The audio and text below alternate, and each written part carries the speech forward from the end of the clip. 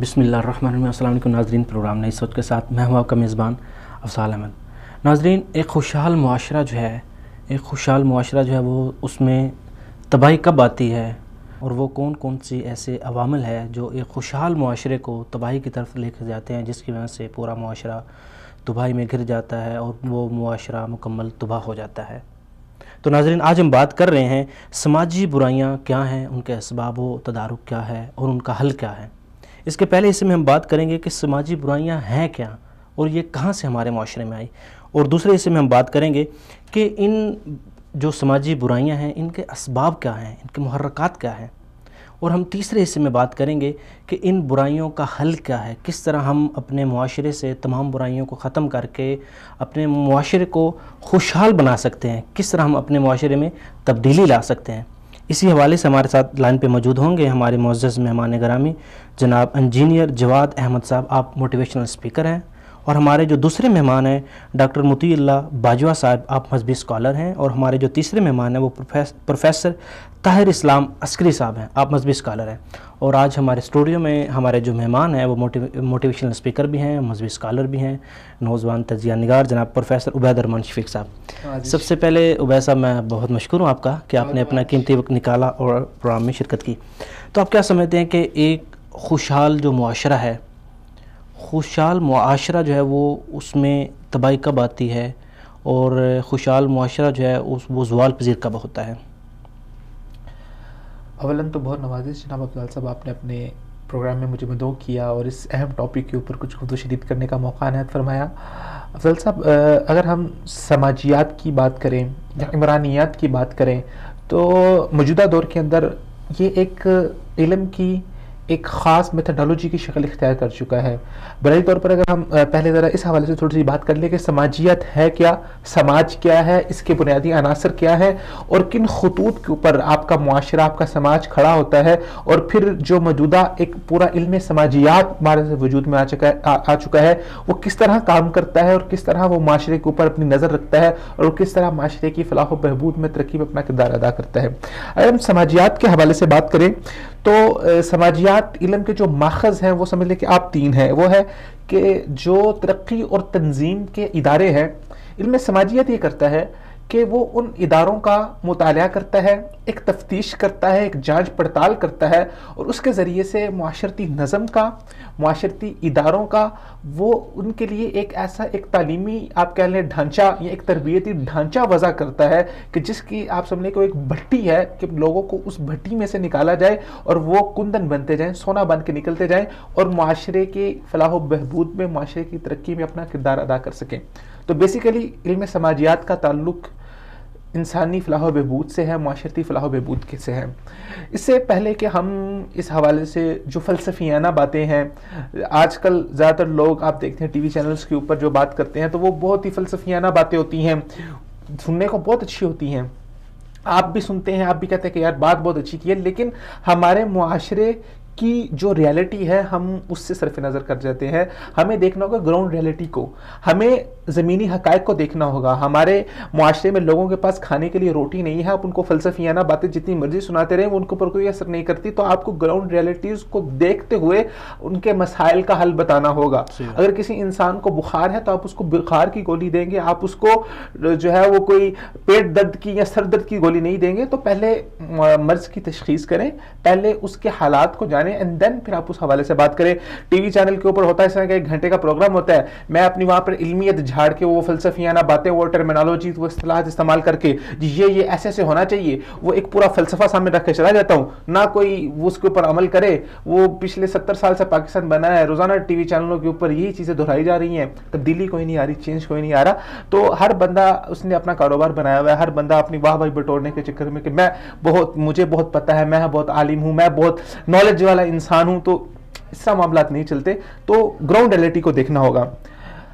معاشرے بنے بھی، معاشرے تباہ بھی ہوئے۔ اگر آپ تاریخ کی اوراق گردانی کریں، تاریخ کا مطالعہ کریں، تو میں سمجھتا ہوں کہ یہ ایک سب سے اہم سورس ہے کسی بھی معاشرے کو اپنی ترقی کی راہ پر گامزن ہونے کے لیے، کیونکہ انسانیت کی جو تاریخ ہے، انسانیت کی جو ہسٹری ہے، وہ انسانی افعال کے اوپر مبنی ہے۔ جس طرح آج سے پہلے معاشرے تباہی کا شکار ہوئے، عقل مند انسان وہی ہوتا ہے جو اپنے ماضی کو دیکھ کے اپنا حال درست کر لیتا ہے اور اپنے مستقبل کی اچھی اسٹریٹجی، مستقبل کی اچھی پلاننگ کر لیتا ہے۔ ماضی کے اندر ہم اس سے پہلے کہ ہم بات کریں یورپ کے اوپر، یورپ کے اندر سماجی بہت برائیاں تھیں، سماجی حوالے سے بہت پستیاں تھیں، پھر اس کے بعد ان کے اوپر ایک عروج آیا اور اب پھر وہ دوبارہ زوال کی جانب جا رہے ہیں۔ ہم بات کرتے ہیں اس سوسائٹی کے بارے میں، اس معاشرے کے بارے میں جو آج سے 1400 سال پہلے معرض وجود میں آیا تھا۔ اسلام کی سوسائٹی، اسلام کا معاشرہ، وہ سماج جو اسلام نے تشکیل دیا، اگر آپ اس سماج سے پہلے دیکھیں عربوں کی کیا صورتحال تھی، وہ کون سی ایسی سماجی برائی نہیں تھی جو ان کے اندر پائی جاتی تھی؟ بیٹیوں کو زندہ درگور کرنا، بیٹیوں کو اپنے لیے باعث عار و شرم سمجھنا۔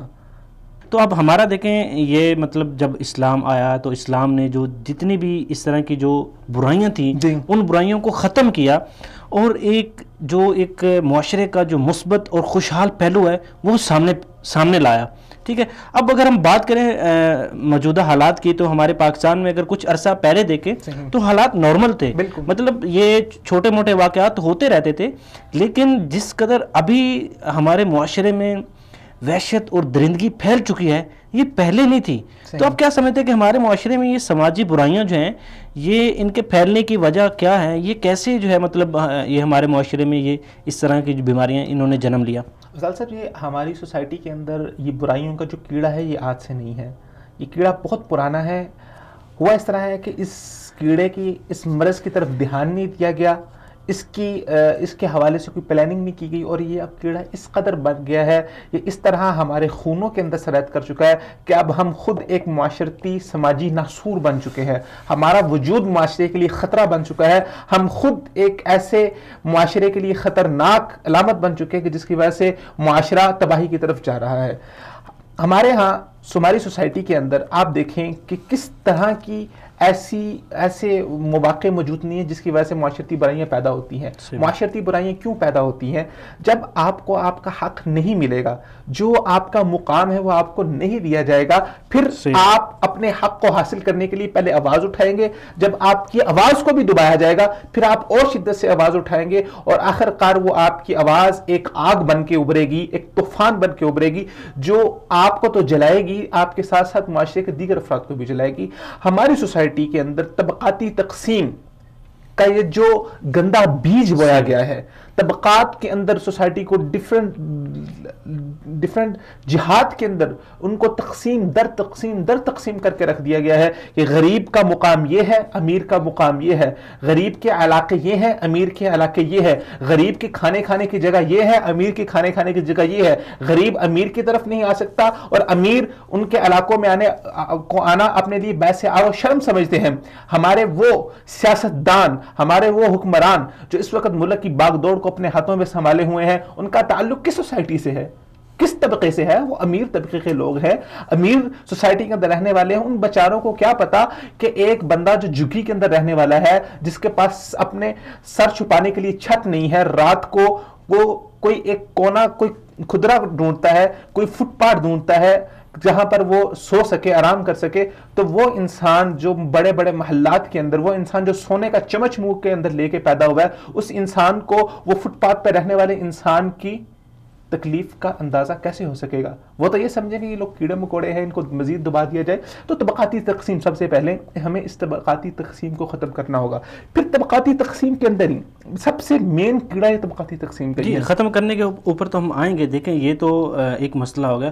اب دیکھیں ہمارے معاشرے میں یہ جو بگاڑ بڑھ رہا ہے، ٹھیک ہے، اب دیکھیں ایک وقت تھا کہ جب آپ کے سامنے کوئی ایسا غیر قانونی یا کوئی غیر اخلاقی کام ہو رہا ہے تو اس کو روکنے کے لیے کم سے کم لوگ جو ہے وہ آگے بڑھتے تھے، آپ کے پاس جو ہے وہ جو تکلیف تھی اس کو پہچانتے تھے، لیکن آج کل وہ جو ہے وہ حص جو ہے وہ ختم ہوتے جا رہی ہے۔ ابھی ہمیں جوائن کیا ہے ڈاکٹر مطیع اللہ بھاجوا صاحب نے، ان سے بات کرتے ہیں۔ السلام علیکم ڈاکٹر صاحب۔ جی ڈاکٹر صاحب بہت شکریہ کہ آپ نے پروگرام میں شرکت کی۔ آج ہم بات کر رہے ہیں سماجی برائیوں کے اوپر۔ تو ڈاکٹر صاحب آپ کیا سمجھتے ہیں کہ پہلے ایک وقت تھا کہ جب آپ کے سامنے کوئی ایسا غیر اخلاقی یا غیر قانونی کام جو ہے وہ ہو رہا ہوتا تھا تو لوگ جو ہے اس کو روکنے کی کوشش کرتے تھے اور اس کی طرف متوجہ ہوتے تھے.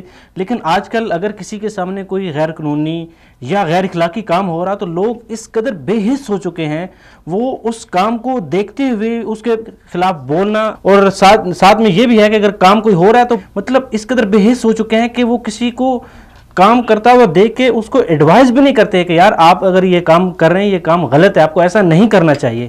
ایسا سر کیوں ہے؟ یہ بھی میں سب سے پہلے تو آپ کا شکریہ ادا کرتا ہوں, آپ نے مجھے اس پروگرام میں شرکت کا موقع دیا ہے. آپ کا سوال نہایت اچھا ہے, لیکن اس کے پیچھے ایک بڑی طویل داستان ہے کہ ہم نے خود ہمارے تعلیمی نظام نے ہم سب نے, ہمارے بڑوں نے یہ ہمیں سکھایا ہے, سمجھایا ہے. کسی وقت میں ہم سکھاتے تھے کہ ہمیں مدد کرنا ہے, ہمیں برائی کو روکنا ہے, اور جو اللہ کی شریعت نازل ہوئی ہم پر اس نے بھی ہم سے یہ تقاضا کیا, بلکہ اللہ تعالیٰ نے ارشاد فرمایا کنتم خیر امۃ اخرجت للناس تأمرون بالمعروف وتنہون عن المنکر, تم اس لیے اچھی امت ہو یا بہتر امت ہو کہ تم نیکی کا حکم دو گے اور برائی سے روکو گے. یہ بار بار ہمیں شریعت نے تو اسی بات کا پابند کیا, لیکن ہم نے اپنے بچوں کو یہ سکھایا, اس میں ہماری پولیس کا رویہ ہے, اس میں ہمارے معاشرے کا رویہ ہے کہ برائی سے روکنے کی کوشش کرے گا, نظام اس کے خلاف ہے, اس شخص کو پابند حراست کر دیا جائے گا, اس کو قید کر دیا جائے گا, اس کو بھی مجرم سمجھا جائے گا اگر کوئی برائی کے خلاف آواز اٹھائے گا. اور ہم سب نے مل کر اپنی اولادوں کو, اپنے آنے والے نسلوں کو یہ سبق دیا ہے, بلکہ میٹھی نیند سلا دیا ہے کہ اپنے ضمیر کو سلا دو اور اب صرف برائی دیکھو اور اپنے کام میں بیٹھ کے کسی اور طرف چلے جاؤ, کیونکہ یہ تمہارا کام ہے. ہم نے یہ سکھایا ہے, ہمارے بڑوں نے ہمیں یہ تعلیم دے دی ہے, یا ہم اب جب بڑے ہو رہے ہیں تو ہم نے آنے والی نسلوں کو یہ تعلیم دینا شروع کی ہے کہ اپنے کام سے کام رکھو, خام خواہ کے معاملات میں مت الجھو, تمہاری ذاتی زندگی ہے, پرسنل لائف ہے, اس پرسنل لائف کو مت برباد کرو, کیونکہ اگر کوئی ایسا ہو بھی جائے, اگر کوئی برائی سے روکنا چاہے بھی اور روکنے کی بات بھی کرے تو سارا معاشرہ اس کے خلاف ہو جاتا ہے. ہم تو شہادت نہیں دے رہے, ہم تو آنکھوں دیکھی بات نہیں بیان کر رہے. ابھی جیسے یہ قصور کی زینب کا معاملہ ہے, تو جن لوگوں نے اس معاملے کو دیکھا ہے, پہچان لیا تھا, اب کچھ لوگ آئے ہیں سامنے کہ ہم اس کی شہادت دیتے ہیں, لیکن اس سے پہلے بھی کتنے سارے واقعات ہیں جو ہمارے سامنے ہو جاتے ہیں. ہم تو اگر روڈ پر کوئی ایکسیڈنٹ ہو جائے تو اس کو بھی دیکھنے کے لیے تو ایک جمگٹا ہوتا ہے, لیکن مدد کرنے کے لیے کوئی کھڑا نہیں ہوتا, مدد کرنے کے لیے کوئی سامنے نہیں آتا ہے. تو یہ ہمارے مسائل اس وجہ سے ہیں. میری جو ذاتی رائے ہے اس حوالے سے کہ ایک چلن ہوتا ہے نا معاشرے کا, ایک طریقہ کار, ایک وقت لگتا ہے آپ کو, آپ ضمیر سنانے میں ایک وقت لگتا ہے. کبھی یہ ضمیر آپ کو, میں چونکہ دیہات کا رہنے والا آدمی ہوں, ہم دیکھا کرتے تھے کہ ایک عورت اگر آپ ہمارے گاؤں کی ہے تو وہ سارے گاؤں کی عزت سمجھی جاتی تھی, اور اس کو برائی سے اس کو بھی روکا جاتا تھا, اور کوئی کسی مرد کی کسی دوسرے غیر مرد کی یہ جرت نہیں ہو سکتی تھی کہ اس گاؤں کے رہنے والے کسی مرد کی موجودگی میں اس عورت کو, اس بچی کو, اس خاتون کو کوئی تنگ کر سکے, پریشان کر بالکل سکے. صحیح بات. اب ایسا نہیں ہے. اب وہ اجتماعی عزت کا اور اجتماعی احترام کا اور محبت کا جو رشتہ ہے وہ انتہائی کمزور ہے, ختم ہوتا جا رہا ہے. حقیقی رشتے بھی آپ کے سامنے ذلیل و خوار ہو تب بھی کوئی بات نہیں کرتا ہے. تو سر دیکھیں, ایک بات تو یہ ہوگی کہ جس طرح آپ نے ابھی واقعے کی طرف اشارہ کیا, اب دیکھیں کہ اس طرح کا ایک واقعہ ہو رہا ہے, اب لوگوں نے دیکھا بھی, کچھ لوگ پہچانتے بھی تھے. اب ظاہری بات ہے کہ بہت سارے ایسے بھی لوگ ہوں گے جن کے آس پاس میں ایسے واقعات ہوتے ہیں, وہ ان واقعات کو جانتے ہیں, بعض اوقات ان کے سامنے سارے حقائق ہوتے ہیں, لیکن اس کے باوجود بھی وہ کچھ بولنا نہیں چاہتے, اداروں کے ساتھ بات نہیں کرنا چاہتے. تو آپ کیا سمجھتے ہیں, کیا عوام کا ہمارے اداروں پہ یا ہمارا جو نظام ہے یا ہماری جو حکومت ہے اس کے اوپر اعتماد نہیں رہا؟ آپ دیکھیں, ایک پولیس والے کو تو تحفظ ہے, ایک ایجنسی والے کو تو تحفظ ہے, فیصلہ کرنے والے جج کو بھی تحفظ, اس کا بھی پروٹوکول ہے.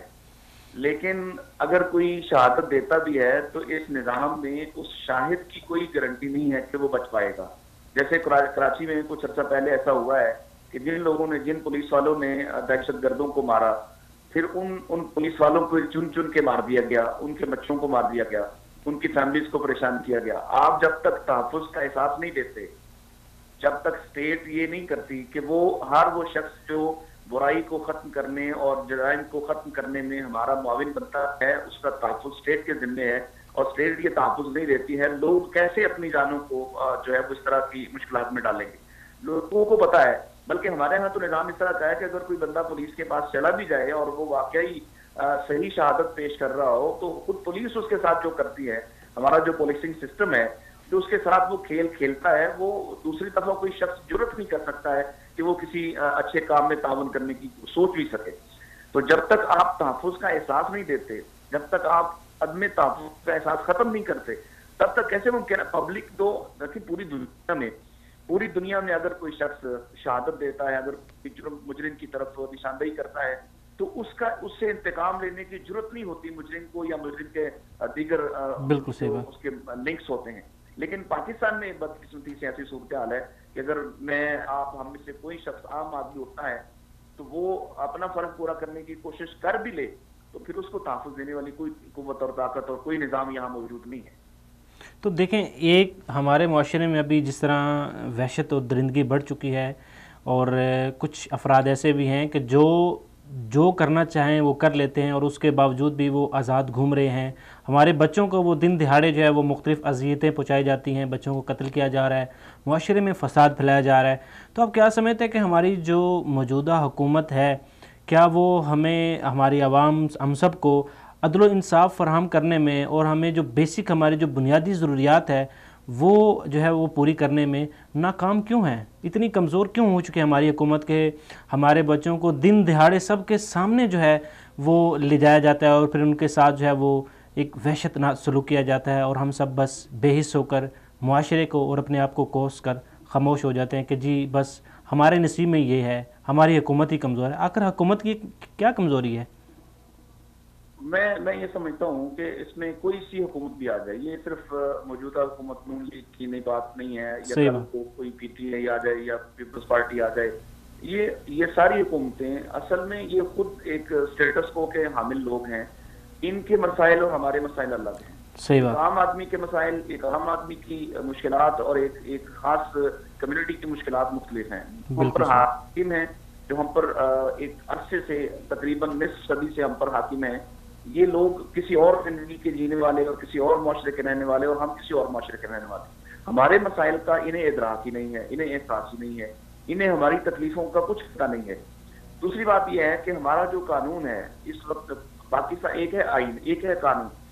آئین پاکستان کا ٹھیک ہے, اس میں کوئی مسئلہ نہیں. اگر اس میں آپ نے ایک اسلامی نظارتی کونسل بنائی ہے کہ کوئی قانون ایسا ہو جو اسلام کے مخالف ہو, اس کو ترمیم کیا جا سکتا ہے, اس کو تبدیل کیا جا سکتا ہے. صحیح بات. لیکن جو قانونی ضابطے ہیں اور قانونی مشغافیاں ہیں, یہ ہمارے وکلاء بھائی بھی اور ججز بھی بہتر جانتے ہیں کہ اس میں نکلنے کے 100 راستے ہیں.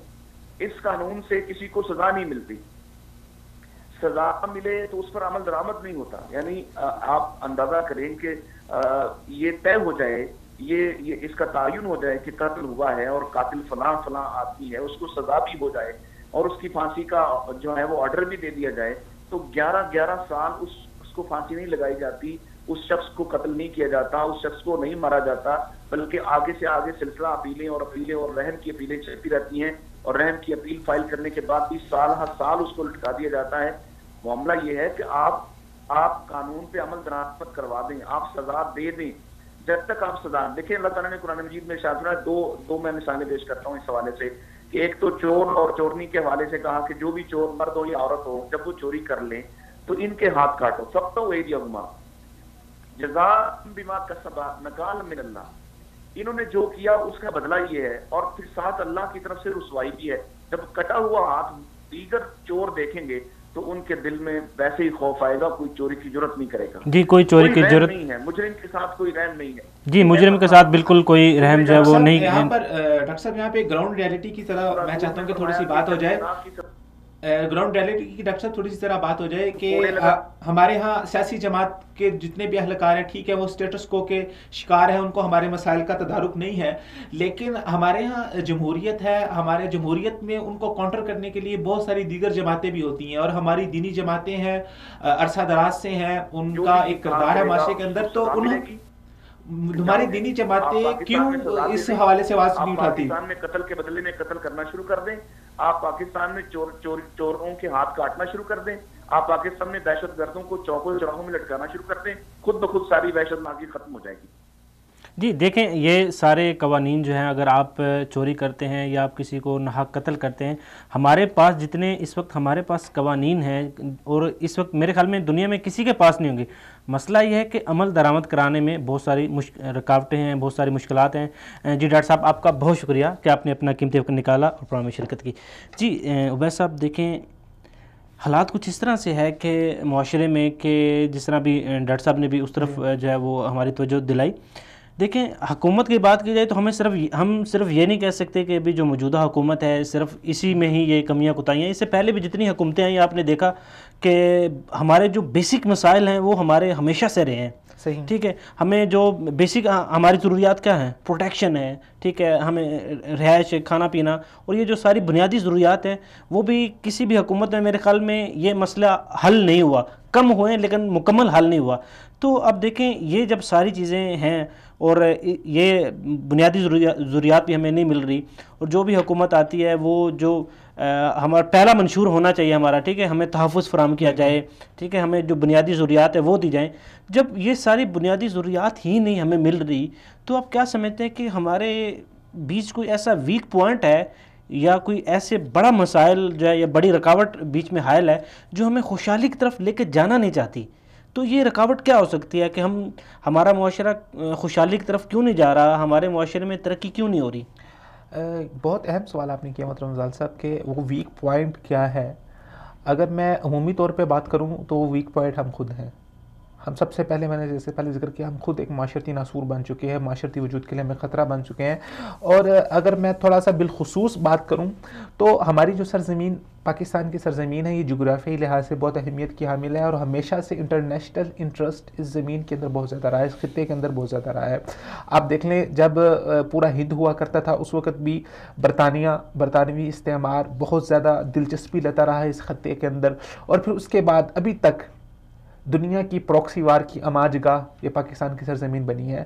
تو بہت سارے عوامل بیرونی بھی ہیں جس کی وجہ سے ہمارے ہاں وہ اس طرح سے اصلاح کو، ترقی کو پرپنے نہیں دے رہے. انہیں پتہ ہے کہ اگر ان کے پاس شعور آ گیا، ان کے پاس سب کچھ ان کے پاس آ گیا، ان کے مسائل حل ہو گئے، تو پھر جو ہمارے مفادات ہیں وہ کسی جگہ پہ پس پردہ رہ جائیں گے. لیکن یہ تو دنیا کا اصول رہا ہے، ہمیشہ آپ کا مخالف، آپ کا دشمن، چاہے وہ آپ کے بیچ میں بیٹھ کے آپ کا وار کرے یا وہ جنگ کے ذریعے آپ کو زیر کرے، وہ وار کی داؤ میں رہتا ہے. جب اس کو موقع ملتا ہے وہ اپنا داؤ لگاتا ہے اور وار کرتا ہے.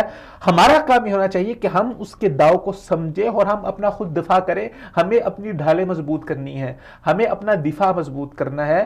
ہمیں یہ دیکھنا ہے کہ کون سی چیز ہے جو ہمارے معاشرے کے لیے بہتر ہے، کون سی چیز ہے جو ہمارے معاشرے کے لیے غلط ہے.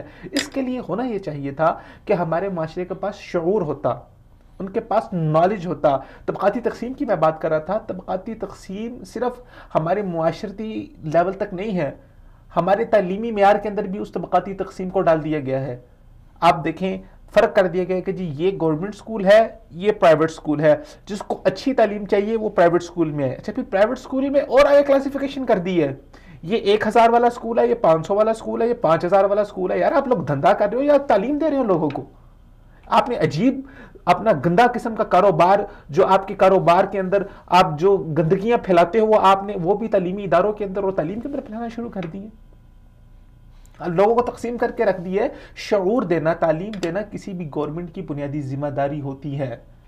اگر وہ گورنمنٹ اپنی عوام کو شعور، تعلیم نہیں دے پا رہی، ادھر خود ان کے پاس شعور نہیں ہے، جس کو اٹھا کے وزیر تعلیم بناتے ہیں اس کو خود نہیں پتا ہوتا کہ تعلیم کیا ہوتی ہے، تعلیم کی اسٹریٹجی کیا ہے، کس طرح تعلیم کو بہتر بنایا جا سکتا ہے. جس کو اٹھا کے وزیر بناتے ہیں ریلوے کا، جس کو اٹھا کے وزیر بناتے ہیں قوانین کا، سب انگوٹھا چھاپ لوگ ہوتے ہیں. نیچے ان کے لوگ بیٹھے ہوتے ہیں جو ان کو وہ پیچھے سے وہ پٹیاں پڑھا رہے ہوتے ہیں، اس کے مطابق چل رہے ہوتے ہیں. یہ تو ہمارا گورا شاہی نظام ہے. ہمارے یہاں جنگل قانون، جنگل راج ہمارے یہاں. لیکن یہ میرٹ، آپ ابھی بات کر رہے ہیں کہ میرٹ کی، یہ بات بڑی آپ نے اہم کی کہ ہمارے کچھ ایسے عوامل ہیں کہ جو ظاہری بات ہے کہ اب جب ہماری حکومت میں، ہمارے مختلف اداروں میں جب ایجوکیٹڈ لوگ آئیں گے تو ظاہری بات ہے کہ ہمیشہ جو ایجوکیٹ لوگ ہوتے ہیں وہ یہی چاہتے ہیں کہ اپنے معاشرے کو خوشحال بنائیں، ترقی یافتہ بنائیں. اب دیکھیں، پاکستان جب سے بنا، بہت سارے ممالک ہیں جو پاکستان کے بننے کے بعد بنے ہیں، اور ان کا جو ہے معیار، ان کا جو اکانومی اور ہمارا معیار اور ہماری اکانومی دیکھیں تو اس میں زمین آسمان کا فرق ہے. اور کوئی دن ایسا نہیں آیا کہ آپ دیکھیں کہ ہمارے اوپر جو قرضے ہیں وہ آئے روز جو ہے بڑھتے جا رہے ہیں. ٹیکسز مختلف دیکھیں یہ دیکھیں, جب آپ ظاہری بات ہے جب آپ کی اکانومی اسٹرانگ نہیں ہوگی تو پھر آپ کے پاس بجٹ نہیں ہوگا. ظاہری بات ہے جب آپ کے پاس بجٹ نہیں ہوگا تو آپ اپنے ملک کو چلانے میں آپ کو بہت سارے ٹیکسز جو ہے اضافی ٹیکسز لگانے پڑتے ہیں, اپنی عوام کے اوپر بوجھ ڈالنا پڑتا ہے. اب ظاہری بات ہے جب آپ کے پاس پیسے نہیں ہیں تو آپ تعلیم کے اوپر کیا خرچ کریں گے؟ مسائل آ جانا, دیکھیں مسائل آ جانا کوئی بہت بڑی بات نہیں ہے. بڑے بڑے دنیا کے ممالک کے اوپر مسائل ہیں. آپ گھر چلاتے ہیں, آپ کے اوپر فائنینشیل کرائسس آ جاتے ہیں, بہت سارے کرائسس آ جاتے ہیں. اب آپ دیکھیں آپ نے اس کرائسس کو دور کیسے کرنا ہے. ہمارے پاس کیا پوری دنیا میں ایک ہی ہتھیار ہے کرائسس کو ختم کرنے کا, وہ ہے نالج, وہ ہے تعلیم. ترقی کا ایک ہی گر ہے, وہ ہے تعلیم. آپ دیکھیں اسلام آیا, اسلام نے جو معاشرہ قائم کیا, اسلام نے جو سماج کھڑا کیا, وہ ایک ایسا مثالی سماجی معاشرہ تھا, ایک ایسا دنیا تک کے لیے ایک مثال اور ایک نمونہ, ایک ماڈل ہے کہ کوئی بھی معاشرہ اگر اپنے آپ کو ترقی کی راہ پر گامزن کرنا چاہتا ہے تو ایک بنا بنایا ماڈل, عملی نمونہ, کوئی فلسفیانہ بات نہیں ہے, میں عملی نمونے کی بات کر رہا ہوں. آپ صلی اللہ علیہ وسلم کی زندگی, صحابہ کی زندگی, ایک عملی نمونہ ہمارے سامنے پیش ہے. اس ماڈل کے مطابق چلے ترقی کریں گے, اس ماڈل کے مطابق چلیں گے, ہمارے اندر اصلاح بھی ہوگی. اور وہ اس ماڈل کا سب سے بنیادی عنصر کیا تھا؟ سب سے پہلی جو وحی آئی, فرشتے نے آ کر نماز کا حکم نہیں دیا, فرشتے نے آ کر کوئی احکامات الہیہ نہیں سنائے.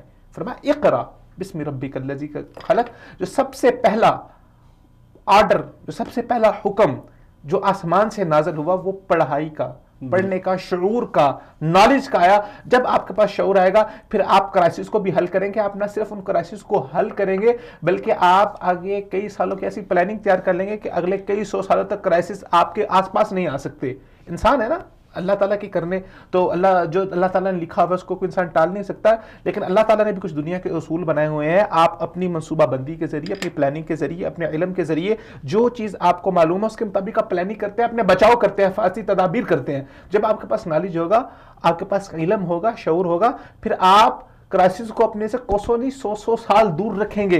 آپ تک کرائسس پہنچ نہیں پائے گے, معاشرہ ترقی کرے گا. نہ تو ہمارے سیاستدان یہ چاہتے ہیں کہ ہمارے نوجوانوں کے پاس, ہمارے لوگوں کے پاس تعلیم ہے, کیونکہ ان کو پتہ ہے کہ اگر ان کے پاس شعور آ گیا تو جو ہم نے دھڑے بازیاں بنائی ہوئی ہیں, جو ہم نے اپنی جگیریں کھڑی کی ہوئی ہیں, جو ہم نے ان کو ذہنی طور پر غلام اور مفلوج بنایا ہوا ہے, یہ ہماری غلامی سے نکل جائیں گے. بالکل, اور غلامی سے نکل جائیں گے اور ان سے سوال کیا جائے گا. دیکھیں اب ہم بات کرتے ہیں کہ ظاہری بات ہے کہ کسی بھی معاشرے میں جو میڈیا ہوتا ہے وہ بنیادی ستون اس کو سمجھا جاتا ہے. کسی بھی معاشرے کی جو اخلاقیات یا کسی بھی معاشرے کو جاننے کے لیے میڈیا کا ایک اہم کردار ہوتا ہے. ابھی پچھلے دنوں سوشل میڈیا پر ایک بحث چھڑی تھی, مختلف لوگ جو ہے وہ اپنی رائے پیش کر رہے تھے کہ ہماری معاشرہ جو ہے وہ آخر اس میں ہم ترقی کیوں نہیں کر پا رہے. وہاں پر ایک دوست نے بڑا اچھا سوال اس نے کیا. اس نے کہا کہ دیکھیں دنیا کے کسی معاشرے کا بھی آپ ذکر کریں, جتنا بھی ترقی یافتہ ہو, معاشرے میں مسائل ضرور ہوتے ہیں, سماجی جو برائیاں ہیں وہ ضرور ہوتی ہیں. جہاں پہ انسان ہے وہاں پر ہوگا, جہاں پر انسان ہوں گے, کمیونٹی ہوگی, وہاں پر کچھ نہ کچھ جو ہے ایسے افراد ہوں گے کہ جو جن کی سوچ نیگیٹو ہوگی. اب ظاہری بات ہے کہ مختلف پوری دنیا میں دیکھیں, اب جرائم ہر جگہ ہوتے ہیں, پاکستان کی نسبت بہت زیادہ ہوتے ہیں جرائم, لیکن ہمارا میڈیا جس طرح ہماری سوسائٹی کو, ہمارے معاشرے کو جس طرح پوری دنیا کے سامنے پیش کر رہا ہے, اس سے ہمارا کیا امیج آ رہا ہے. آپ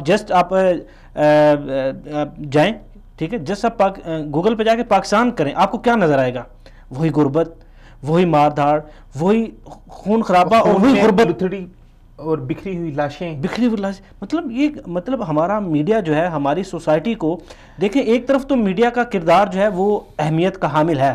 میڈیا کا جو کردار ہے اس کو ظاہری بات ہے حقائق کو بھی سامنے لانا چاہیے, لیکن حقائق کو سامنے کے لانے کے ساتھ ساتھ کچھ ٹرم اینڈ کنڈیشن بھی ہونے چاہیے کہ دیکھیں اگر یہ چیز ہائی لائٹ کر رہے ہیں تو اس کا ہمارے معاشرے کے اوپر, ہمارے پاکستان کے اوپر جو انٹرنیشنل لیول پہ کیا امیج جائے گا. سب مسائل کی اگر ہم جڑ اور بیس کے اوپر جائیں تو وہ ہے مادہ پرستی.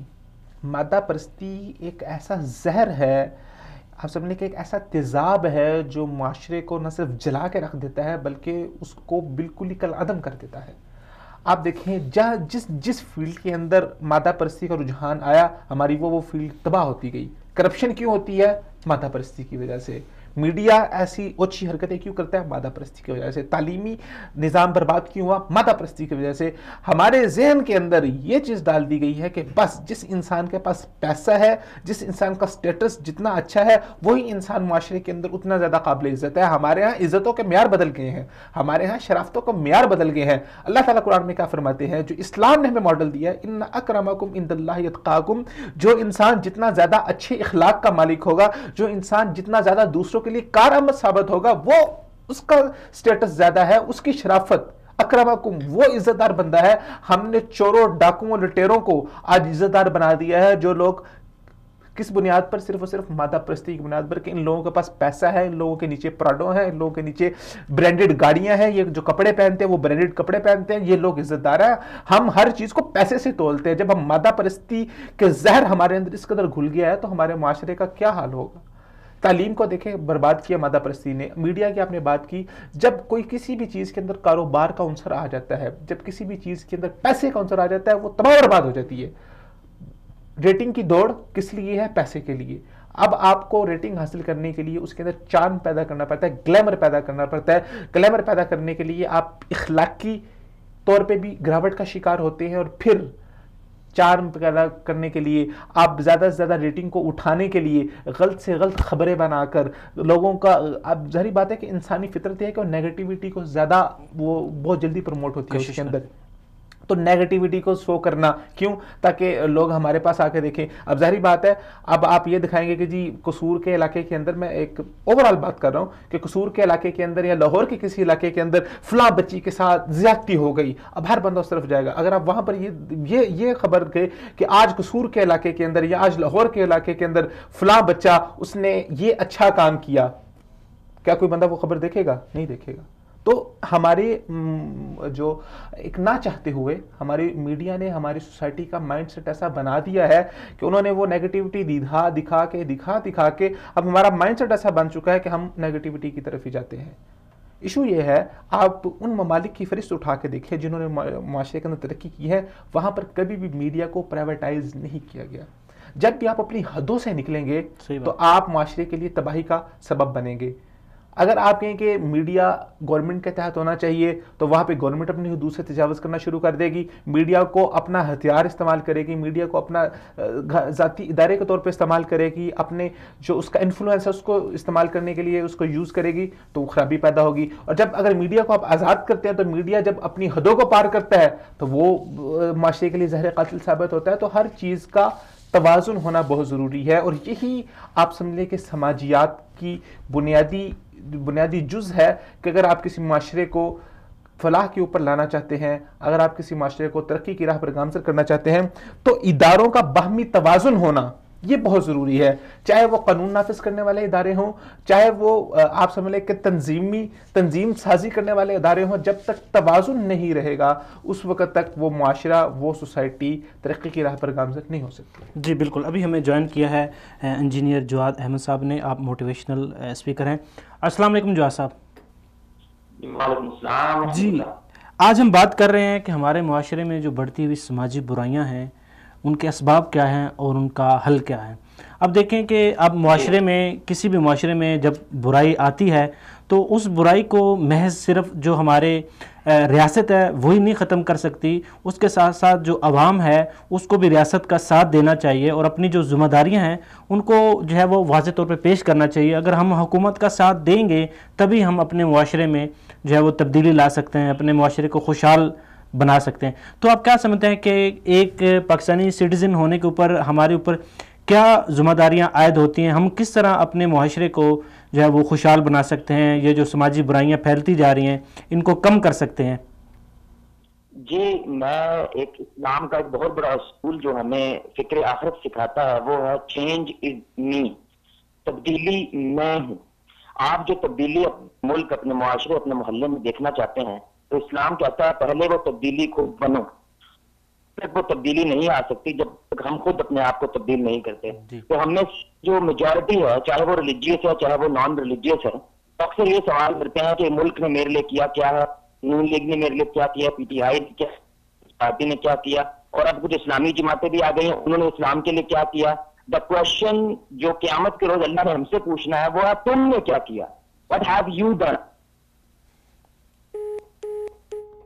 جی ابھی جواد صاحب سے ہمارا رابطہ جو منتقل ہو گیا, ہم دوبارہ جواد صاحب سے رابطہ کرنے کی کوشش کریں گے. جی دیکھیں یہ بھی جواد صاحب جو بات کر رہے تھے کہ یہ بڑی اچھی بات ہے کہ ظاہری بات ہے کہ ہم معاشرے کو جو ہے وہ خوشحال بنانے کے لیے, برائیاں ختم کرنے کے لیے صرف ریاست کی نہیں ذمہ داری ہوتی, کیونکہ ریاست جو ہے اس نے باقی بھی معاملات سنبھالنے ہوتے ہیں. جب تک ہم ریاست کے ساتھ تعاون نہیں کریں گے, کسی چیز کی نشاندہی نہیں کریں گے, تو اس کے اوپر مکمل ایکشن لے کے اس کو جو ہے وہ ختم نہیں کیا جا سکتا برائی کے اوپر. ہاں ہمارے بذات مسلمان ہونے کے اوپر کچھ ذمہ داریاں ہمارے اوپر بھی جو ہے وہ عائد ہوتی ہیں, ہم بھی ان کے جواب دہ ہیں, اور ہم بھی اس چیز کے جواب دہ ہیں کہ اگر آپ کے سامنے کوئی ایسا غلط کام ہو رہا تھا, جو غیر اخلاقی کام, جو مطلب جس کی وجہ سے معاشرے میں تباہی پھیلی یا جس کی وجہ سے ناحق کسی کی جان گئی, تو ہم سے بھی اس چیز کا سوال کیا جائے گا کہ آپ نے بھی اس میں جو آپ کا کردار بنتا تھا آپ نے اپنا کردار پیش نہیں کیا. دیکھیں یہ بات اپنی جگہ پر بالکل بجا ہے کہ معاشرہ جب تک افراد درست نہیں ہوں گے اس وقت تک معاشرہ درست نہیں ہوتا. تو معاشرے کے درست ہونے کے لیے افراد کا درست ہونا ضروری ہے, کیونکہ معاشرے کی اکائی جو ہے وہ فرد ہے. جب ایک فرد کی اصلاح ہوگی تو معاشرے کی اصلاح ہوگی. آپ سب کو ایک دم سے تو درست نہیں کر سکتے, لیکن ہم یہ بات کہہ کے ہم جو ذمہ داران لوگ ہیں ان کے کندھوں کا بوجھ ہلکا نہیں کرنا چاہتے ہیں یا ان کے کندھوں کا بوجھ ہلکا نہیں کر سکتے. دیکھیں دنیا کا ایک نظام ہے, وہ نظام اسی تحت چلتا ہے. اللہ تعالیٰ نے قرآن میں فرمایا کہ ہم نے تم میں سے بعضوں کو بعض کا ماتحت بنایا ہے. یہ ایک سسٹم ہے. کچھ لوگ ہوتے ہیں جو لیڈر ہوتے ہیں, جو قائد ہوتے ہیں, جو آگے لے کے چلتے ہیں, اور کچھ لوگ ہوتے ہیں جو ان کے ماتحت ہوتے ہیں. یہ روز اول سے چلتا آ رہا ہے اور یہ چلتا رہے گا. یہ سسٹم کبھی ختم نہیں ہو سکتا. صحیح. تو وہ لوگ جو ماتحت ہیں ان لوگوں کی تربیت کرنا, جو قائد ہے, جو لیڈر ہے, جو ان کو آگے لے کے چل رہا ہے, اس کی ذمہ داری ہے. کلکم راعٍ وکلکم مسئول عن رعیتہ. اللہ تعالیٰ نے گھر کے اندر بھی والد کو جو قائد بنایا ہے, جو گھر کا مسئول بنایا ہے, وہ اس کی ذمہ داری والد کے اوپر اللہ تعالیٰ نے ڈالی ہے کہ کلکم راعٍ وکلکم مسئول عن رعیتہ. اس لیڈر کا کام یہ ہوتا ہے کہ اپنے ماتحت ہر ایک انسان کی تربیت ایسے کرے کہ اس کو خود بذات ہی ایک لیڈر بنا دے. تو جب وہ اپنی ذمہ داری کے اوپر آئے گا تو وہ اس کا جواب دے ہوگا. جی وہ اس کا جواب دے ہوگا. ابھی ہمیں دوبارہ جوائن کیا ہے جواد صاحب نے. السلام علیکم. جی آپ بات کر رہے تھے کہ فرد واحد ہونے کی بنا پر ہم سٹیزن, پاکستانی سٹیزن ہیں, تو ہمارے اوپر جو ہے وہ کیا ذمہ داری عائد ہوتی ہے, ہم کس طرح اپنے معاشرے کو سماجی برائیوں سے پاک کر سکتے ہیں. جی میں گزارش یہ کر رہا تھا کہ دیکھیں فکر آخرت جو ہمیں شخصیت سازی کرتی ہے نا, وہ یہی کرتی ہے. اللہ نے ہم سے یہ پوچھنا ہے کہ being a Muslim, being a Pakistani, آپ نے ملک کے لیے کیا کیا ہے. کیونکہ اصل میں ہماری عوام اپنے محلے کو اور اپنے اس ملک کو ذمہ داری نہیں سمجھتی, وہ سمجھتی ہے یہ گورنمنٹ کی ذمہ داری ہے. یا اگر ریلیجیس پارٹیز اگر وہ حکومت میں آ گئی ہیں یا وہ الیکشن لینے لگی ہیں تو مذہب کے لیے اگر کچھ کرنا ہے تو انہوں نے کرنا ہے, ہم نے کچھ نہیں کر سکتا. تو یہ رویہ جو پیدا ہوتا ہے اس کی وجہ سے معاشرے میں مسائل بھی بڑھتے ہیں. جی لیکن جواد صاحب آپ کی یہاں پر آپ کی ایک بات سے میں اتفاق نہیں کروں گا. دیکھیں کہ آپ نے کہا کہ دیکھیں عوام کی سوچ کیوں ہوتی ہے, کیونکہ ریاست جو ہے, ریاست کی جو ذمہ داری ہے وہ سب سے پہلے کہ اپنی عوام کو جو بنیادی سہولیات ہے وہ فراہم کرنا. کیونکہ عوام نے کسی بھی لیڈر کو آگے لے کر کیوں آتے ہیں, عوام کسی بھی لیڈر کو اقتدار میں کیوں لے کر آتے ہیں, ان کا مقصد کیا ہوتا ہے. ظاہری بات ہے بیسک جو سہولیات ہے وہ فراہم کی جائیں, انہیں سیکورٹی فراہم کی جائے, انہیں روزگار کے مواقع دیے جائیں. تو ظاہری بات ہے یہ بنیادی سہولیات فراہم کرنا تو حکومت کے جو ہے وہ اولین کام ہوتا ہے نا, کیونکہ اسی کی بنا پر تو ووٹ دے کر حکومت میں لایا جاتا ہے. جی سر یہاں پہ آپ کو پھر میں اگر کے ساتھ اگر کاؤنٹر کوشچن کروں تو اگر حکومت نہ کرے واٹس نیکسٹ. جی دیکھیں اگر حکومت نہیں کرے, دیکھیں ہمارے پاس بالکل بڑا اچھا آپ نے کہا, اگر حکومت جو ہے وہ ہمارے مطالبات جو ہے وہ پورے نہیں کر رہی تو اس کے لیے ہمارے پاس کچھ جمہوری حقوق ہیں. ان جمہوری حقوق کی بنا پر جو ہے ہم, ظاہری بات ہے دیکھیں ابھی الیکشن آنے والا ہے, ٹھیک ہے, اب کوئی بھی آگے جو لیڈر آئے گا, ہماری جو ہر دفعہ ہماری کیا بنیادی ضروریات ہوتی ہیں, جی ہمیں سڑک بنا دی جائے, ہمیں جو ہے وہ گیس دی جائے, ہمیں بجلی دی جائے. کیا کبھی ہم نے یہ ڈیمانڈ کی ہے کہ ابھی جو بھی حکومت ہے کسی لیڈر کو ہم نے کہا کہ جی دیکھیں جی ہمیں تعلیم چاہیے, اگر آپ ہمارے جو نظام تعلیم ہے اس کو بہتر کریں گے تو ہم آپ کو لے کر آئیں گے, لیکن ایسا سر نہیں ہے. تو آپ دیکھیں یہ کچھ ذمہ داریاں ہماری ہیں، کیا ہم ان ذمہ داریوں کو سامنے رکھتے ہوئے کیا ان سے ڈیمانڈ نہیں کر سکتے کہ ہم آپ کو ووٹ تب دیں گے جب آپ ہماری جو تعلیم ہے اس کو عام کریں گے؟ ہم صرف اور صرف جو بنیادی جو چیزیں ہیں ہم اسی میں الجھ کے رہ جاتے ہیں، اپنے ملک کو خوشحال بنانے کے لیے یا ترقی یافتہ بنانے کے لیے جو ہمارا جو کرائٹیریا ہے وہ کبھی بڑا نہیں ہوتا، ہم محض اسی کے اندر جو ہے وہ رہ کے اپنی جو ہے وہ مطالبات منوانے کی کوشش کرتے ہیں۔ جی گردو میں یہی گزارش کر رہا ہوں نا کہ دیکھیں کہ جب انسان کے اندر سے احساس ذمہ داری ختم ہوتا ہے تبھی اس طرح کے رویے باہر نکلتے ہیں نا۔ ہمارے اندر یہ احساس ذمہ داری نہیں ہے کہ میرے ہونے سے تبدیلی آ سکتی ہے، میرے کچھ ایکشن سے کچھ آگے نکلنے سے باہر آنے سے تبدیلی آ سکتی ہے، وہ یہ مانتی نہیں ہے۔ وہ یہ مانتا ہے کہ یہ میں نے نہیں کرنا ہے، یہ گورنمنٹ نے کرنا ہے، یہ ریلیجیس انڈیویجول میں نے کچھ نہیں کرنا ہے، میں باہر نہیں نکلوں گا، میں اس کے لیے آپ بلند نہیں کروں گا، چاہے وہ کسی بھی میڈیا پہ کسی بھی پلیٹ فارم پہ، جیسے آپ اس وشال اردو کو یوز کرتے ہوئے اپنا کم از کم کنٹریبیوشن تو کر رہے ہیں نا۔ تو ہماری پبلک ایسے نہیں کرتی ہے۔ دیکھیں اگر ہمارا ملک دنیا کے 6 نمبر پہ گندا ترین ملک ہے نا، ٹھیک ہے اس میں گورنمنٹ کا بھی ایشو ہے، لیکن ملک کو گندا تو ہم نے بھی کیا ہے نا۔ اگر اسلام ہمیں بھی تو کہتا ہے نا کہ تمہاری ایمان ہے، تو ہم بھی تو اس پر کچھ اپنے کنٹریبیوشن کو صاف رکھ سکتے ہیں، لیکن ہماری پبلک جو ہے وہ اونلی صرف دوسروں کی طرف اٹھاتی ہے۔ تنقید کرنا یہاں پہ ثواب سمجھنا جانے لگا، جیسے ثواب کا کام ہے، جیسے ووٹ دینا میرا حق ہے تو تنقید کرنا بھی میرا حق ہے۔ ایکچولی اسلام ہمیں یہ سکھاتا ہے سب سے پہلے آپ جو بات کر رہے ہیں وہ آپ کو خود ہوتی ہے کہ نہیں ہوتی، آپ اس کے مطابق عمل کر رہے ہیں، خود عمل کر رہے ہیں کہ نہیں کر رہے۔ جی بالکل جواد صاحب، جیسا کہ آپ جو ہے وہ مختلف جو ہے پروگرام کرتے ہیں، موٹیویشنل آپ کے پروگرام ہوتے ہیں، اور لوگوں کے اندر جو ایک نئی سوچ ہے وہ ڈیولپ کرنے کے لیے مختلف تجاویز آپ جو ہے وہ بہتر اس کو جانتے ہیں۔ تو آپ دیکھیں ایک ہمارے جو معاشرے میں ایک چیز تو بن گئی ہے، ہم اس قدر مایوس ہو گئے ہیں کہ ہماری حکومت اگر پروگرس نہیں بھی دے رہی تو ہم محض جو ہے وہ اپنے دل ہی دل میں اس چیز کو اپنا نصیب سمجھ کر یا یہ سمجھ کے کہ ہمیں صرف یہی مل سکتا ہے تو مایوس ہو جاتے ہیں، کسی سے کوئی بات پوچھنا پسند نہیں کرتے۔ تو ہمارے معاشرے میں پہلی بات تو یہ ہے کہ ایک مایوسی ہے۔ دوسری بات، ہم اپنے معاشرے میں نئی سوچ کس طرح پیدا کر سکتے ہیں؟ نئی سوچ کیا ہے؟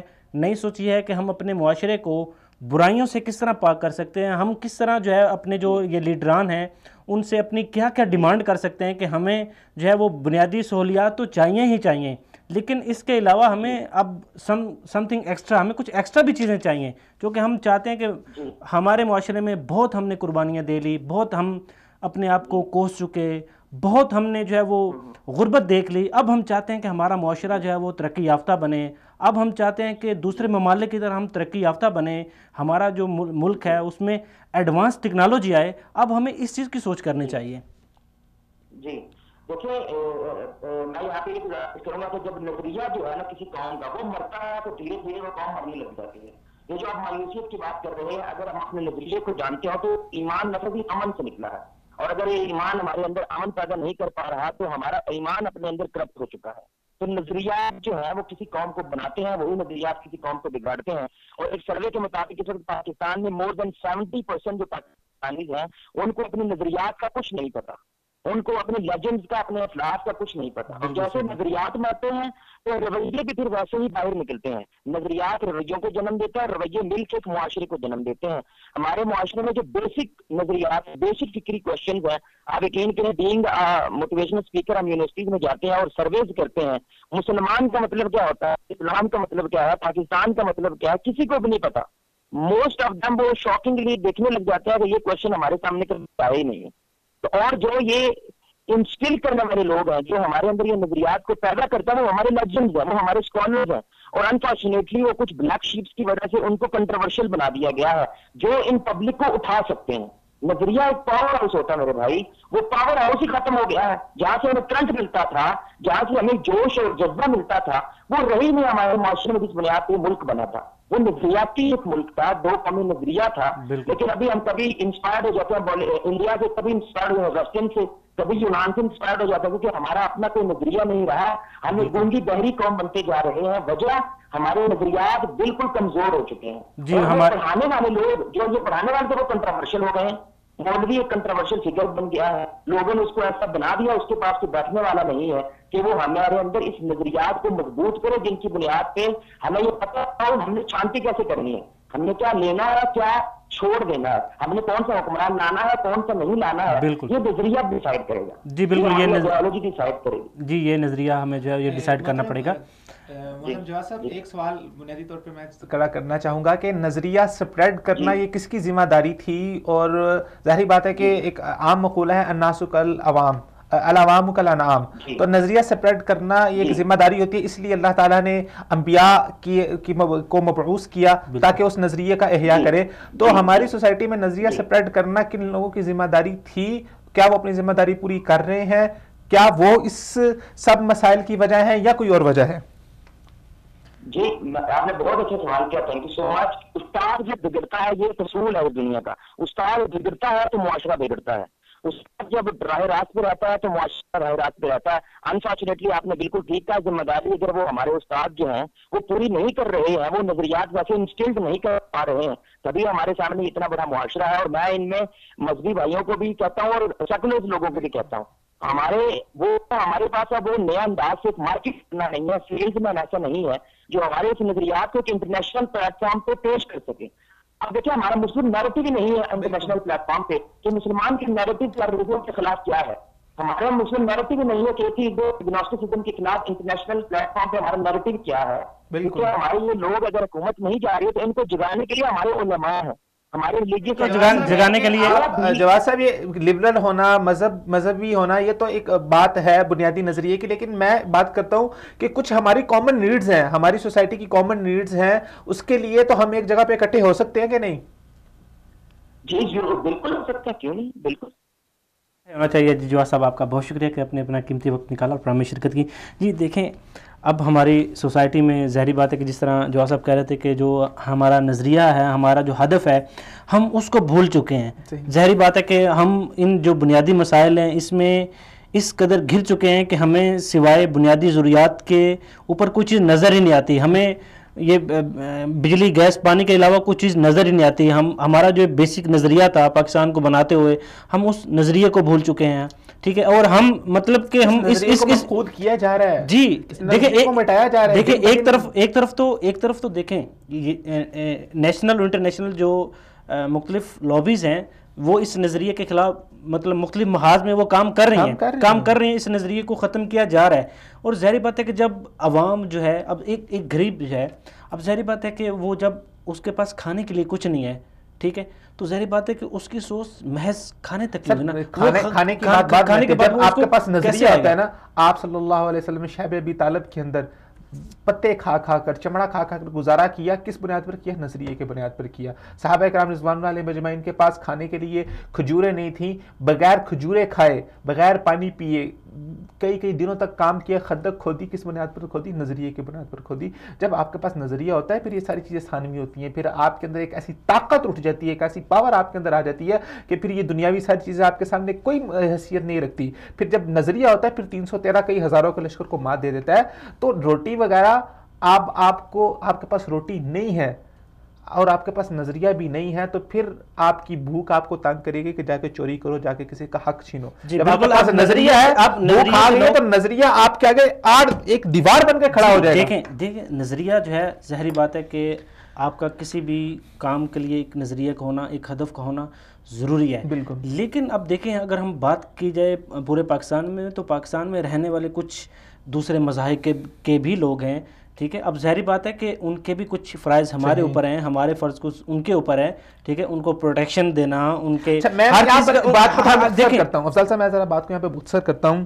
یہاں پر میں ذمہ داری نہ تو عوام کے کندھوں پہ ڈالتا ہوں, عام عوام کے اوپر, کیونکہ وہ بیچارے معصوم ہیں, عوام معصوم ہوتی ہے, اور کسی نہ کسی جگہ پہ مذہب نے بھی جا کے معصومیت کا عذر عوام کے لیے رکھا ہے, ٹھیک ہے. دوسرے آگے کہ وہ لوگ جو ذمہ دار ہیں اور نہیں کر رہے, وہ لوگ ہیں مجرم.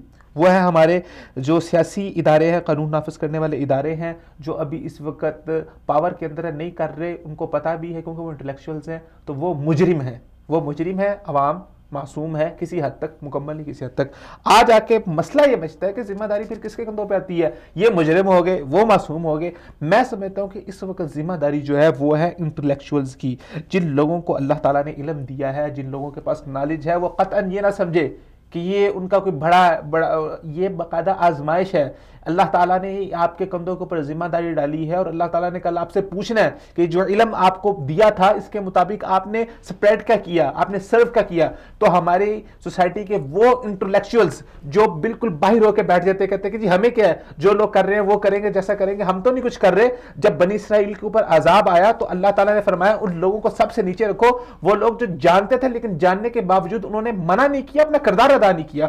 تو اس وقت سب سے بنیادی ذمہ داری ہمارے ان انٹلیکچوئلز کی ہے, ان صاحب علم حضرات کی ہے, چاہے وہ مذہبی عالم ہے, چاہے وہ دنیا کے عالم ہے, چاہے وہ سیکولر علماء ہے, جو بھی ہیں, جو بھی انٹلیکچوئل ہے ہماری سوسائٹی کا, اس کی ذمہ داری ہے, اس کو کھڑا ہونا پڑے گا. اگر وہ کھڑا نہیں ہوگا تو وہ ان لوگوں سے بڑا مجرم ہے. جی دیکھیں, اب ظاہری بات ہے کہ حالات اس طرح سے ہے. آگے ہمارے پاس ایک بڑا پلس پوائنٹ ہے. اب دیکھیں کہ معاشرے میں مختلف بیماریاں جنم لیتی ہیں, ٹھیک ہے. اب ظاہری بات ہے جس طرح آپ نے کہا عوام معصوم ہے کسی حد تک, لیکن دیکھیں جس بندے کا جہاں تک جتنا حق پڑتا ہے وہ کم نہیں کرتا, ٹھیک ہے. اب کرپشن دیکھیں ہمارے تقریباً سبھی اداروں میں, دیکھیں عوام, آپ اگر کہتے ہیں کہ عوام معصوم ہے, ٹھیک ہے, مانتے ہیں عوام معصوم ہے, اداروں کے اوپر الزام ہے, ٹھیک ہے, یہ 6 سال اس کی عمر ہے, 6 سال کی عمر ہے, آپ کے گھر میں کوئی مہمان آیا ہے, اچھا بچہ اس مہمان کی جا کے چیز اٹھا کے اپنے پاس لے جاتا ہے. اب مجھے بتائیں یہاں پر بچے نے وہ چیز اٹھائی ہے, کیا بچہ اس بات کا ذمہ دار ہے؟ نہیں ہے. یہ اچھا اگر آپ اس کو منع نہیں کر رہے, اس کی تربیت نہیں کر رہے, اس کو نہیں سمجھا رہے, تو آپ تو مجرم ہے ہی ہیں. اور آپ نے اگر وہاں پر اس بچے کو ٹوک دیا تو آئندہ اس کو پتہ چل گیا کہ یہ چیز غلط ہے, میں نے دوبارہ نہیں کرنی. اب وہ بچہ دیکھیں یہاں پر دو چیزیں انوالو ہو رہی ہیں. دیکھیں پہلی بات تو آپ نے بولا کہ بچے جس طرح مثال دی تربیت کی. اب دیکھیں ہماری سوسائٹی میں اب کیا آپ نے دیکھا ہے کہ ہماری حکومت کی طرف سے کہا ہوا کہ جی آج کل سے آپ لوگ سب چوری کر سکتے ہیں؟ نہیں, کیونکہ کچھ چیزیں ایسی ہیں جو ہمارے معاشرے میں, کچھ چیزیں ایسی ہیں جو ہمارے معاشرے میں ہماری آنکھوں کے سامنے ہو رہی ہیں. کیونکہ ظاہری بات ہے کہ جب تک آپ برائی کو, مجھے بتائیں, آپ کو اور مجھے پتا ہے, کیا گورنمنٹ کو نہیں پتا, گورنمنٹ کے اہلکاروں کو نہیں پتا یہ کچھ ہو رہا ہے؟ بالکل. وہ گونگے شیطان کیوں بنے ہوئے ہیں, کیوں خاموش ہے؟ وہ روک نہیں رہے, تو یہ سب سے بڑا جرم ان کا یہی ہے, اور اجازت دے دینا ان کا یہی ہے کہ وہ روک نہیں رہے. دیکھیں یہی تو بات ہے نا کہ ہمارے معاشرے میں دیکھیں جس طرح غریب عوام کے اوپر ظلم ڈھایا جا رہا ہے, بچوں کو دن دہاڑے جو ہے وہ قتل کر کے پھینک دیا جا رہا ہے, اور اس کے اوپر مجرم نہیں پکڑا جاتا, اگر پکڑا جاتا ہے تو اس کو سزا نہیں دی جاتی. اب دیکھیں اب یہ اس میں جو ہماری ریاست ہے وہ آپ یوں کہہ سکتے ہیں کہ ناکام ہو چکی ہے, بری طرح کا کام ہو چکی ہے. جب ناکام ہو چکی ہے تو اب ظاہری بات ہے کہ ایک چیز جو ہے وہ آپ کے پاس ناکام ہو چکی ہے, آپ ڈوبنے کی طرف جا رہے ہیں. بجائے اس چیز کے کہ آپ بولیں کہ یہ ذمہ دار ہے, وہ ذمہ دار ہے, میں ذمہ دار ہوں, آپ ذمہ دار ہیں, بجائے ہم اس کے کہ ہم کسی کو الزام ٹھہرائیں, کیا ہم ان کے لیے کوئی ایسا نمونہ یا کوئی ایسا لائحہ عمل یا ایسی کوئی تجویز پیش نہیں کر سکتے کہ اب ہم ان کرائسس سے کیسے نکل سکتے ہیں؟ اب دیکھیں ایک غلطی آپ نے کی, اس غلطی کی وجہ سے آپ کے اوپر کچھ مسائل آئے اور آپ مسائل میں گر گئے.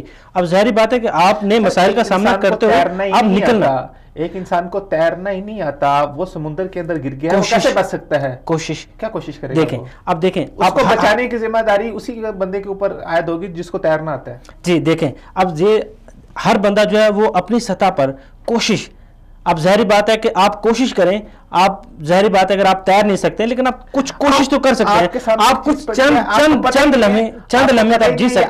آگ ہے, آگ کا کام ہے جلانا, آپ کو پتہ ہی نہیں ہے یہ آگ جلاتی ہے. دیکھیں کچھ ایکسپیرینس کس طرح سے بچنے کی کوشش کریں گے, دیکھیں جب تک آپ کا ہاتھ نہیں جلے گا نا تب تک آپ دیکھیں کچھ ایکسپیرینس زندگی میں ایسے ہوتے ہیں. دیکھیں انسان کیا ہے, انسان ہمیشہ غلطیوں سے سیکھتا ہے, اور انسان کی صفات ہے, اور جیسا کہ ایک مسلمان کی صفات ہے کہ آپ جو غلطی ایک مرتبہ کر رہے ہیں وہ دوسری مرتبہ نہ کریں, آپ غلطیوں سے سیکھیں. دیکھیں ابھی تک جب سے پاکستان بنا ہے ہم نے بہت ساری غلطیاں کی ہیں, نیشنل اور انٹرنیشنل لیول پہ آپ دیکھیں بہت ساری ہم سے غلطیاں ہوئی ہیں. کیا اب ہم اپنی غلطیوں کو سدھار نہیں سکتے؟ کیا ہم اپنی غلطیوں کا ازالہ نہیں کر سکتے؟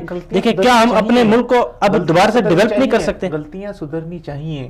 مسئلہ یہ ہے کہ آپ اور میں سوچ رہے ہیں, ٹھیک ہے, آپ اپنی حد تک کوشش کر رہے ہیں اپنے آپ کو سدھارنے کی, میں اپنی حد تک کوشش کر رہا ہوں, لیکن مسئلہ یہ ہے کہ 70 سال ہو گئی ہے, آپ کر میرے سدھرنے سے مسئلہ حل نہیں ہو رہا. کیسے ہوگا؟ میں نے آپ کو بتایا ہے کہ جب تک وہ لوگ وہ انٹلیکچوئل، ایک تو دیکھیں معاشرے کو آپ 3 حصوں میں تقسیم کر دیں. ایک تو وہ لوگ ہیں جن کے پاس پاور ہرٹ نہیں کر رہے، وہ تو ہو گئے مجرم، ٹھیک ہے، آپ ان کو پکڑیں، ان کو سزائے دیں. ایک وہ لوگ ہو گئے جو بیچارے جن کو پتہ نہیں ہے.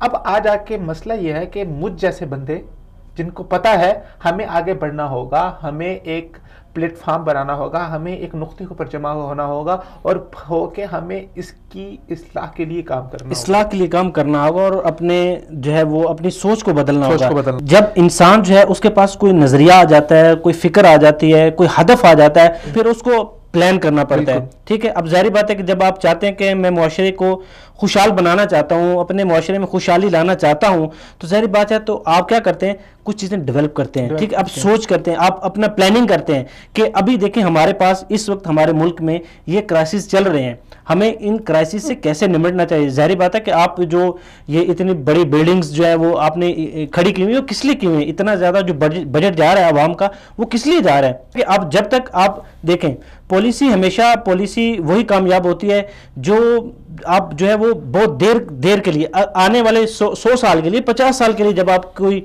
اپنی کوئی سوچ کوئی فکر رکھتے ہیں تو پھر آپ معاشرے کو بہتر بھی کر سکتے ہیں. آپ معاشرے کو آپ جتنی مرضی اچھی سامنے لے کر آتے ہیں. جب تک آپ اپنی قوم کی تربیت نہیں کریں گے، جی پالیسی کے مطابق چلیں گے. دیکھیں یہ بالکل تربیت بھی ضروری ہے. ظاہری بات ہے جب میں نے جیسے کہا نا کہ جب آپ کے پاس کوئی نظریہ آ جائے گا، کوئی سوچ آ جائے گی، پھر آپ اس کو امپلیمنٹ کرنے کے لیے اپنے جو سیٹ اپ ہے ان کو آپ اچھا کریں گے. صورتحال دیکھیں، آپ انفراسٹرکچر کے اوپر جتنا مرضی کام کر لیں. میں لاہور کا رہنے والا ہوں، لاہور کا باسی ہوں. میں آپ کو آنکھوں دیکھی بات بتاتا ہوں. لاہور کے اندر جی انہوں نے ایک شنگائی طرز کا، ہم نے جی کیا فلائی اوور بنا رہے ہیں، پتہ نہیں وہ کا گول سے انہوں نے ایک پل بنا دیا، اس کے اندر موٹر سائیکلیں گھومتی رہتی ہیں. ٹھیک ہے، بہت اچھی بات ہے، آپ شنگائی طرز کا ایک بنا رہے ہیں، آپ اور ملیشیا کی طرز کا، آپ کل کو نیو یارک کی طرز کا بھی بنائیں، بہت اچھی بات ہے. لیکن ذرا قوم کو تھوڑا سا اویئر بھی کر دیں کہ اس کو استعمال کیسے کرنا ہے. موٹر سائیکلوں کا بنایا ہوا وہ پل ہے، میں خود وہاں سے گزر رہا اور میں نے یہ دیکھا کہ ون وے، ایک تو ون وے آ رہا ہے، دوسرا وہ بندہ اس پل کے اوپر اپنی مہران گاڑی لے کے چڑھ رہا ہے ون وے کے اوپر، موٹر سائیکلوں والوں کا وہ پل، اور وہ گاڑی لے کے اس نے اگلوں کا بھی رستہ بند کیا ہوا ہے، پچھلوں کا بھی رستہ بند کیا ہوا ہے. آپ نے انفراسٹرکچر کھڑا کر دیا،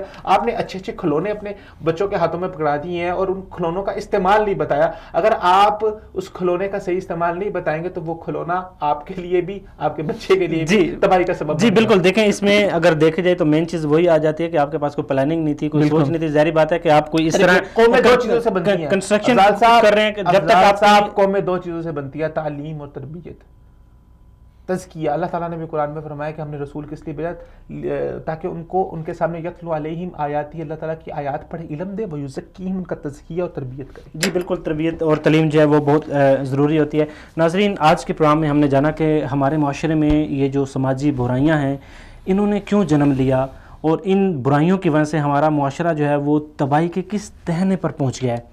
اور دوسری بات ہم نے یہ کی کہ اب دیکھیں، ہم نے دیکھ لیا جب سے پاکستان بنا ہوا ہے، ہم نے مختلف اتار چڑھاؤ دیکھے، مختلف مسائل کا سامنا کرنا پڑا، بہت ساری قربانیاں دی ہماری عوام نے، ہماری فوج نے، ہمارے اداروں نے. لیکن کوئی جسے آپ کہہ سکتے ہیں کوئی ایسا حل، وہ ہمارے سامنے ایسا کوئی حل، کوئی ایسی تبدیلی نظر نہیں آئی. ظاہری بات ہے کہ ہم نے کوئی پلان نہیں، کوئی بڑا پلان نہیں کیا، کوئی بڑی پالیسی تیار نہیں کی. اگر پالیسی کوئی بنا لی، اس کے اوپر عمل درآمد نہیں ہوا، اگر کوئی عمل درآمد ہوا ہے تو کچھ لوگ جو مجرم ہیں ان کو سزائیں نہیں ہوئی، تو آخر کیا ہے کہ ہم دیکھیں ہم نے کتنی ترقی کی ہے. اب بہت سارے ایسے ممالک ہیں جو پاکستان کے آزاد ہونے کے بعد آزاد ہوئے ہیں، اور وہ ترقی کی راہوں پہ کہاں پہنچ گئے اور ہم کہاں ہیں. وہ تعلیم میں کہاں سے کہاں پہنچ گئے اور ہم کہاں ہیں.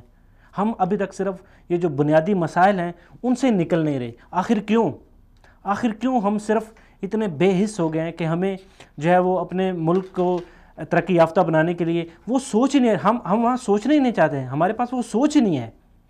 اور دیکھا جائے حکومتی سطح پہ تو کوئی بھی اگر کوئی پروجیکٹ جو ہے پاکستان میں لگایا جاتا ہے تو اس پروجیکٹ کو محض صرف اپنی جب تک حکومت ہوتی ہے، اپنا جب تک کنٹرول ہوتا ہے، اس کی میعاد بھی صرف اتنی رکھی جاتی ہے کہ جب تک میرے پاس حکومت ہے یہ پروجیکٹ چلتا رہے گا، جب حکومت نہیں ہوگی یہ پروجیکٹ کمپلیٹ نہیں ہوگا. بہت سارے ہمارے ایسے پروجیکٹ ابھی ہیں جو کمپلیٹ نہیں ہوئے. آخر یہ پروجیکٹ کمپلیٹ کیوں نہیں ہو رہے؟ آخر عوام کا جو پیسہ ہے، جو ٹیکسز کا جو پیسہ ہے، وہ کہاں جا رہا ہے؟ آخر کیوں ہم دن بہ دن کمزور ہوتے جا رہے ہیں؟ آخر کیوں دن بہ دن ہمارا جو ملک ہے وہ ترقی کی راہ پہ گامزن نہیں بلکہ ترقی سے پیچھے کی طرف جا رہا ہے؟ آخر وہ کون سی ایسی وجوہات ہیں جس کی بنا پر ہم ترقی یافتہ نہیں بن سکے؟ ناظرین، ہمارے پاس کمی ہے تو سوچ کی، نئی سوچ کی۔ نئی سوچ کیا ہے؟ نئی سوچ یہ ہے کہ دیکھیں ہم نے ماضی میں جو غلطیاں کی سو کی، اور ان غلطیوں کا ازالہ بھی ہمارے ملک نے مختلف طریقوں سے کیا۔ اب ہمیں کیا کرنا پڑے گا؟ ظاہری بات ہے اب ہمیں اپنے جو آنے والا 100 سالہ ایک جامع پلان تیار کرنا پڑے گا۔ اگر آپ دیکھیں مختلف ممالک کے پاس ہمیشہ ان کا پلان ہوتا ہے، وہ پلان محض 2 سالوں 3 سالوں یا 4-6 سالوں کا نہیں ہوتا، وہ نصف صدی اور صدی کا ایک پلان ہوتا ہے۔ ہمیں بھی اب چاہیے کہ ہم اپنے ملک کو خوشحال بنانے کے لیے ایک بڑا اور جامع پلان تیار کرنا چاہیے، اور یہ معاشرتی بیماریاں اور یہ جو معاشرتی مختلف جو برائیاں ہیں ان کو ختم کرنے کے لیے انصاف، عدل و انصاف کی ضرورت ہے۔ اور اس سے بڑی جو سب سے اہم وجہ ہے وہ ہمیں نظریہ، ہم نے پاکستان کو حاصل کرتے وقت جس نظریے کے اوپر اپنی جانیں قربان کی تھی، اس نظریے کو سامنے رکھتے ہوئے اپنے ملک کی ڈیولپمنٹ کرنی ہے، ملک کے مختلف اداروں میں نئی اپڈیٹس لانی ہے، تعلیم کو سب سے پہلے رکھ کے تعلیم کو ٹوٹل مفت کرنا پڑے گا کہ پاکستان میں جو بھی بچہ پیدا ہوگا اس کے سارے اخراجات ریاست برداشت کرے گی اور اس کو تعلیم مفت دی جائے گی۔ اور آپ دیکھیں گے کہ آنے والے چند سالوں میں ہمارا معاشرہ ترقی کی راہ پہ گامزن ہوگا۔ تو ضرورت ناظرین اس بات کی ہے کہ ہمیں اپنے نظریے کو، اپنی سوچ کو، اپنی فکر کو بدلنا پڑے گا۔ اب ہمیں اس ایک سٹیپ لینا پڑے گا کہ ہم اب ترقی کی راہ پہ گامزن ہونے کے لیے اپنے جو تمام مسائل ہیں ان کو استعمال کرتے ہوئے اب ہمیں حکمرانوں کو ووٹ دینے سے پہلے اس چیز کا سوال کرنا پڑے گا کہ اب ہم پاکستان کو خوشحال اور ترقی یافتہ بنانا چاہتے ہیں۔ ہمیں بنیادی سہولیات کے علاوہ جو ایڈوانس جو چیزیں ہیں، جیسا کہ ہمیں روڈ اور دوسری کنسٹرکشن، وہ چیزیں بھی چاہیے، وہ بھی ان سے انکار نہیں ہے، چونکہ ہم اپنے ملک کو ترقی یافتہ بنانا چاہتے ہیں، لیکن اس سے پہلے جو بنیادی سہولیات ہیں وہ بھی ہونے چاہیے۔ اور تعلیم کو جب بھی آپ کسی کو ووٹ دینا چاہیں تو تعلیم کے اوپر سب سے زیادہ زور دیں، اور اس چیز کا مطالبہ کریں کہ پاکستان میں ایک نصاب ہو اور تعلیم مکمل مفت ہونی چاہیے۔ تو ناظرین یہ آج کا پروگرام تھا۔ تو ہمیں چاہیے کہ ہم فرد واحد ایک پاکستانی سٹیزن ہونے کے اوپر ہمارے اوپر جو کچھ ذمہ داریاں عائد ہوتی ہیں، اگر ہم دیکھتے ہیں کہ کہیں کوئی برائی ہو رہی ہے تو اس کو روکنے کی کوشش کریں تاکہ معاشرے کی اصلاح ہو سکے۔ تو ناظرین آپ کو ہمارا یہ پروگرام کیسے لگا؟ اپنی قیمتی فیڈ بیک ہم تک ضرور پہنچائیں۔ ملتے ہیں اگلے پروگرام میں، تب تک کے لیے السلام علیکم۔